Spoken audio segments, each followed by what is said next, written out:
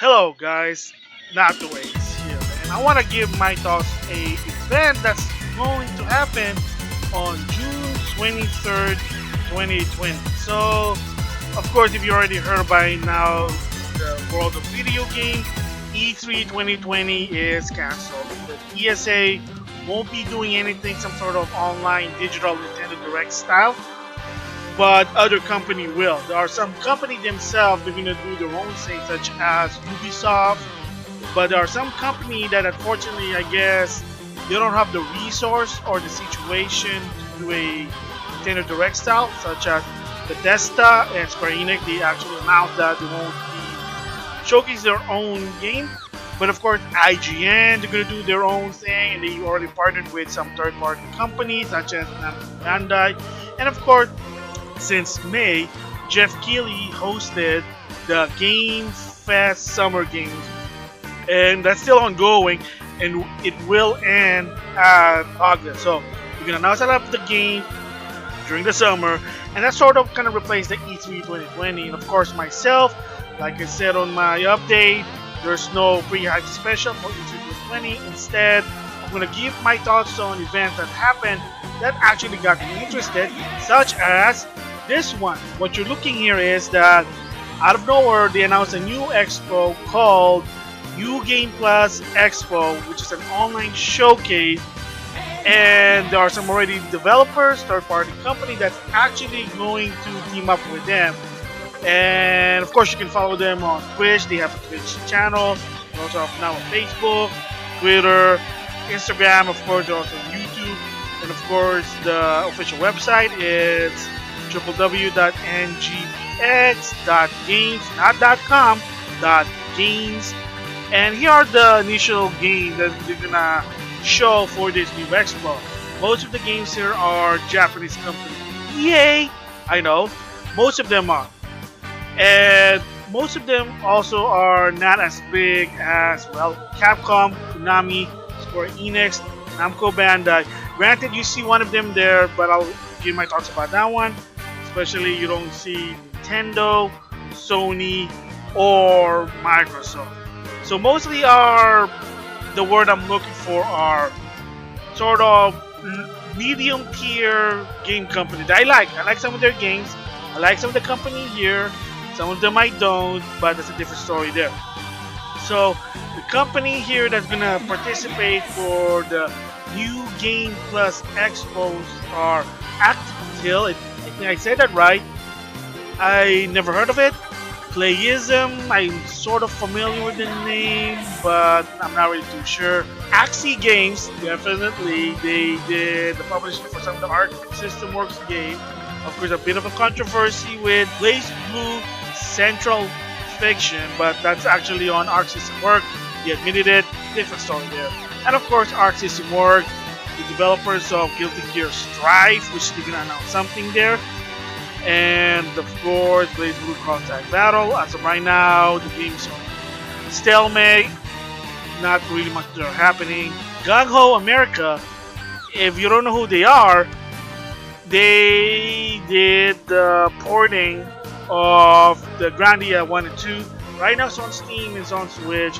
A lot of people want it to be on the PS4 and Xbox One, but according to the company as of right now, they're only focusing on the Switch.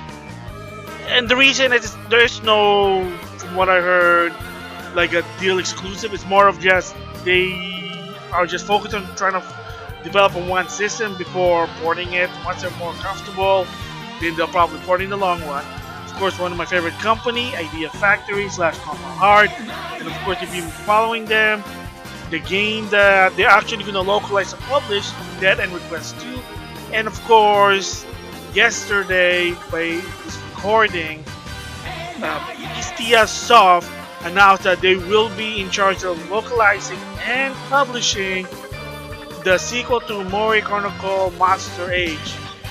So a new one there, but that's gonna be a different video. I'm gonna give my thoughts on that one. Inti Great, of course, the Megamix Zero. They also did the Gun Vault, and of course there's the newest one now that just came out. They also did that Death of the Dragon. It's one of those 2D action games, really fun. Koei Tecmo, makers of Dynasty Warrior, Samurai Warrior, Musa Warrior, or Orochi Warrior. You know those games. I used to love them, but of course after a while I got tired.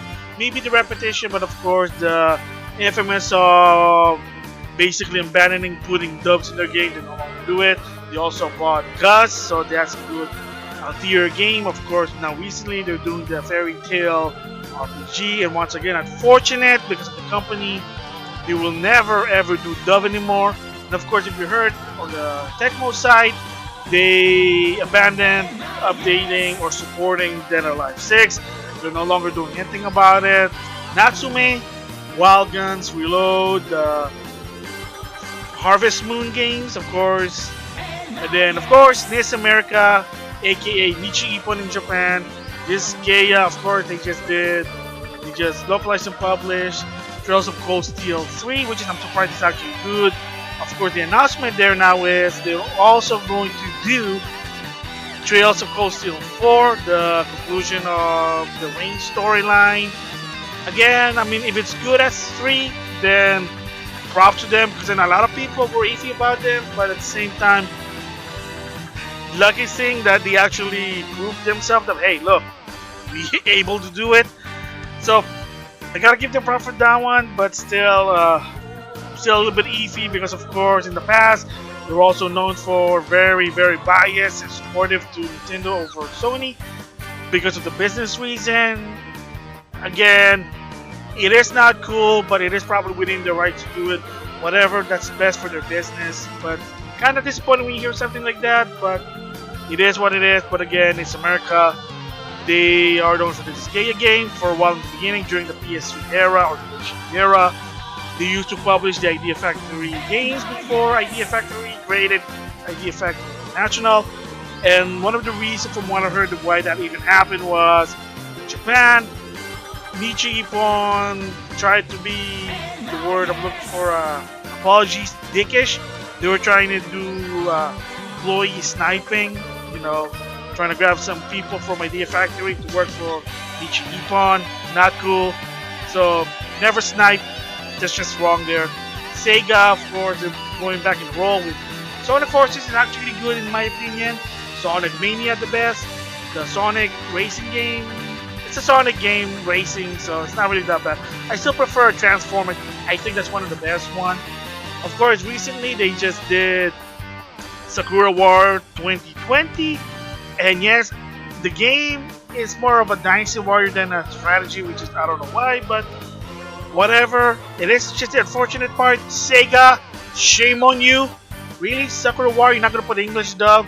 I mean, maybe granted because of the situation right now, but hopefully, maybe in the long run, a paid DLC English dub. Just saying there. Of course, Atlas, they just released Persona 5 Royal, so I wonder what other games they're going to do. And then another big one of my favorite companies as well, SNK, they've been on the roll. Yes, unfortunate also, they're also a company, even so that they were bought by a Chinese conglomerate. They don't also do English dub. And you say, well, SNK ever do English dub in their games? They actually have done some, believe it or not. They did Neo Geo Sky Stages. That's what it is. Exclusive for the 360. Yeah, that's English dub. It's a shooter. It's fun. It is what it is. King of Fighter 12 actually had English dub. Of course, the Maximum Impact series actually had English dub. Unfortunately, they only released the first two. There were two other ones, but they were just like an updated version. And that wasn't really due to poor sales, so nobody really supported SNK during the PS2 era there. So, but the newest one that, like I said, bought by the Chinese conglomerate, yes, unfortunately, also they're not in the line of English dub. I know if it was a Capcom versus SNK 3, there would be. But of course, there being characters in other games were given English dub. Geese in Tekken 7 has English dub. Haomaru in Soul Calibur 6 is awesome, has an English dub. So, I mean, maybe there is still hope. We'll just have to wait and see. But again, SK there, and then Spike Chunsoft, they're okay. Sony's just being asked with them. So, I mean, spoiler, there will be a video. My overall thoughts of Spike Chunsoft versus Sony. or Soini.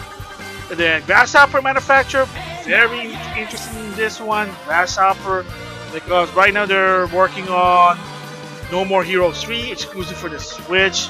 And then of course, way forward, interesting, of course. Right now they're doing shot the latest one.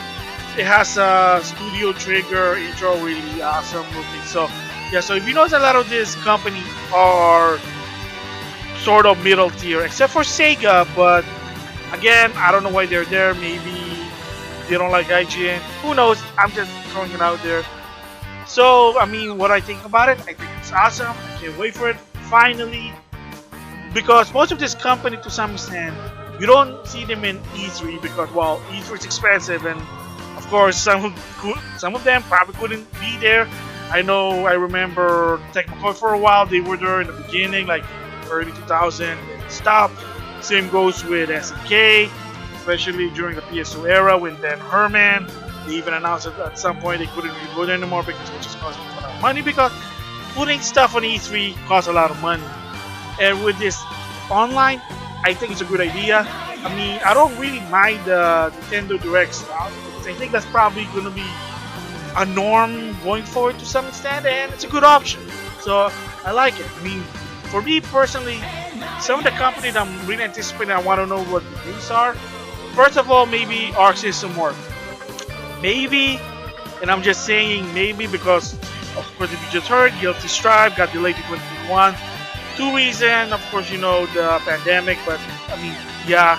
The second reason is because of the feedback. They said, yeah, we done goofed, so they're gonna reveal something about that game, and hopefully the thing I want to see from them are more update on BlazBlue Cross Stack Battle. I'm having fun with that game, it's awesome.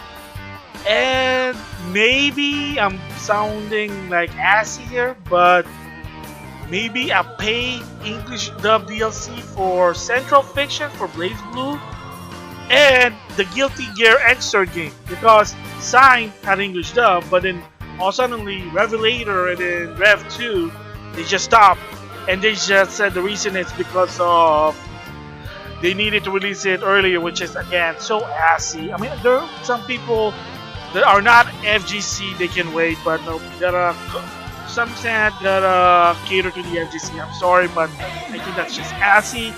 At least with Guilty Gear Strive, they did listen. They are gonna put English stuff awesome there. The big one for me, Idea Factory, because Dead End Request 2, they could probably get more info on that one. And I'm also gonna guess they're gonna also showcase Mega Dimension Neptunia V2 for the Switch. Of course, you heard that one. That's also going to release now in the West. It was already been released in Japan in March, and that game not so much needs to be localization. It's just more of trying to just port it to the Switch. That's it. I mean, it's an old game, but now people who never played this and only have a Switch, there's your chance. I mean, it'd be awesome to announce some new game. I'm gonna guess probably DVV Tunia on 2021. Heck, even probably late 2021 there. I mean, props to them that they're allowing other companies to localize their game. And spoiler, once again, I'm gonna give my thoughts on that one. It's a good or bad thing when an IP that belongs to a certain company, another company doing the localization, publishing, etc., etc., etc. Yeah, just stay tuned for that one. Let's see, Sega, maybe Like a Dragon, hope that's English dub. Not much I can think of. Atlas, This America, of course, Trails of Cold Steel 4. SNK, King of Fighter 15, hopefully something about that game. They'll probably also talk about it on Evo, but we can something to see. Of course, there's the Summer Shonen Collection that they announced. And another rumored plug-and-play SNK device. Of course, in the past they have done the Neo Geo Mini, the Neo Geo Arcade Pro Stick, which is a fight stick to some extent, but it's also a plug-and-play. I mean, it's a good novelty, but if you're a super SNK fan, you're probably gonna buy it. But yeah, and then like way forward, maybe just the Shantae Grasshopper manufacturer. Of course, guarantee is gonna be Tavis, No More Hero 3. Yeah, so those are some of the games that I'm gonna expect to see what's gonna happen on this expo there. So like I said, what do I think about it? I think it's awesome. A lot of this mid tier. I'm sorry if I say mid tier, but I mean you can understand that they're sort of our mid tier. Top tiers are Capcom, Namco Bandai, Sega, Konami, Square Enix, Microsoft, Sony, Nintendo, because they have more budget. I mean, it is what it is. I mean, it's not an insult, but I mean, most gamer probably gonna know what I'm talking about here. And like I said, at least giving them a second chance, something to show without spending a lot of money. I think this is a good idea because some of this company they have an alternative, like they go to the Anime Expo, which of course that's also been canceled. Comic Con, again, once again, got canceled. So I like the idea and I can't wait for it. So once again, the new Game Plus Expo is gonna be on June 23rd, 2020. You can check them out on YouTube, on Twitch. They have social media, and like I'm gonna put all the information in the bottom. So those are my thoughts on new Game Plus Expo. I think it's awesome. So with that, I'll see you guys later.